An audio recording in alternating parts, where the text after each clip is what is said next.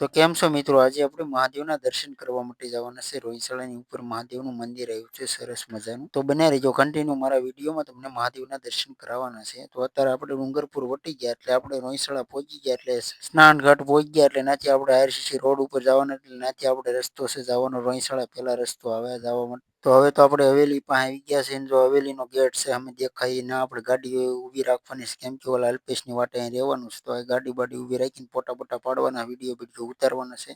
પછી અહીં ગાડી મૂકીને વિડીયો ઉતારવાનું ચાલુ કરી દીધું. સરસ મજાની જગ્યા છે. જો વ્યૂ એટલે એક નંબર આવે એટલે આપણે થોડોક વિડીયો બનાવવાનો એટલે બનાવી નાખ્યો. પછી તો આપણે પાણીમાં જવાનું એટલે પાણીમાં ગયા. પછી મેં કીધું એ રીતના હું વિડીયો ઉતારી નાખજો, હું એ રીતના આમ કરીશ એટલે મેં એ ઉતારી લીધો જોઈ શકો છો.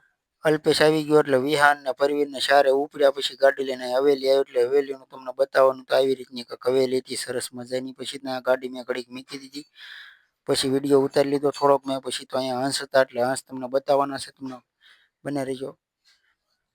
તો આ હંસ છે જોઈ શકો છો દર્શક મિત્રો, કેવા સરસ મજાના બે હંસ હતા.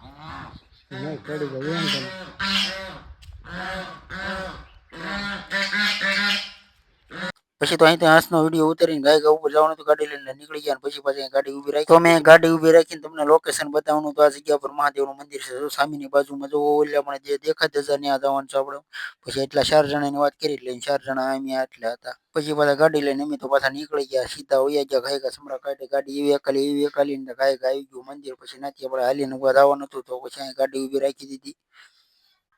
પછી તમે 4 જણા હાલીને ઉયા ગયા એટલે એના હાલીને જવાનું હતું કેમ કે એના ગાડી સાઈડ સુધી જાય નહીં. પછી તમે હાલીને તો અમારા વિહાનભાઈ તો દોડ્યા જો તમે જોઈ શકો છો. પછી તો આપણે મહાદેવના મંદિર આવી ગયા અને મહાદેવના દર્શન કરવાના છે. પહેલા તો આપણે હું દીવાબત્તી ને અગરબત્તી ને એવું બધું કરવું પડશે.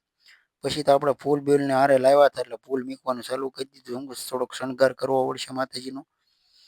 પછી તો ફૂલ ને બોલ ને બધું આપણે ધીમે ધીમે મૂકતા હતા. પછી તો આપણે જળ ચડાવી દીધું દીવાબત્તી અગરબત્તી કરી. પછી તો આપણે દર્શન કરી લીધા મહાદેવના. તમે બધા પણ મહાદેવના દર્શન કરી લેજો. પછી અમારા અલ્પેશભાઈએ જળ ચડાવી દીધું. પછી એને અલ્પેશભાઈએ દર્શન કરી લીધા મહાદેવના. પરવીનભાઈ જળ ચડાવી દીધું. પછી એને દર્શન કરી લીધા. વિહાને દર્શન કરી લીધા. મહાદેવના દર્શન કરી લીધા બધાએ. કાસબાદેવના દર્શન કરી લીધું. નંદીદેવ મહારાજને પછી મારે તમને ગુફા બતાવવાની એટલે હું ગુફામાં અંદર જવાનો હતો એટલે તમને બતાવવાની છે. બન્યા રહીજો વિડીયોમાં. જો અહીંયા જાળી લાગેલી છે, તમામ સુવિધા છે. આપણે જો જાળીની અંદર ગુફા છે, થોડીક ઊંડી છે પણ આપણે દેખાતી હર હર મહાદેવ. તો આપણે મહાદેવના દર્શન કરીને હવે તો આપણે હેઠે જવાનું હતું એટલે હેઠે ઉતરવા માંડ્યા ધીમે ધીમે. પછી તો આપણે ગાડી આવી ગયા એટલે ગાડી લઈને પાછા હેઠે ઉતરવા માંડી ચાલુ કરી દીધી. હેઠે ઉતરવાનું એટલે રસ્તો તો જાજો સારો હતો. તો રસ્તો સાઈડ સુધી આરસીસી છે જવા માટે ને આવવા માટે. પછી આપણે હેઠે ઉતરી ગયા એટલે જો તમે હું વિહાન બે છે ઓલા બે આગળ જાય છે, અમારો વિડીયો ઉતારે છે.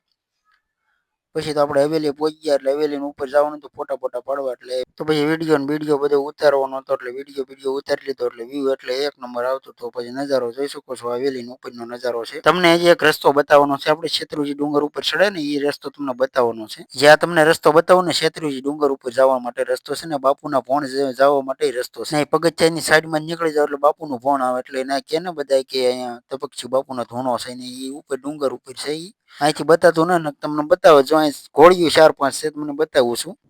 હજી એકવાર તમને આ બધો નજારો બતાવવાનો છે હવેલી ઉપરનો નજારો. પછી તો આપણે અહીંથી હેઠે ઉતરી જવાનું એટલે ફોટા વિડીયો ઉતારી લીધું. પછી આપણે નીકળી ગયા હેઠે જવા માટે. પછી અહીંથી હેઠે ઉતરવા માંડ્યા. કેમ લાગ્યો હવેલીનો ઉપરનો વિડીયો?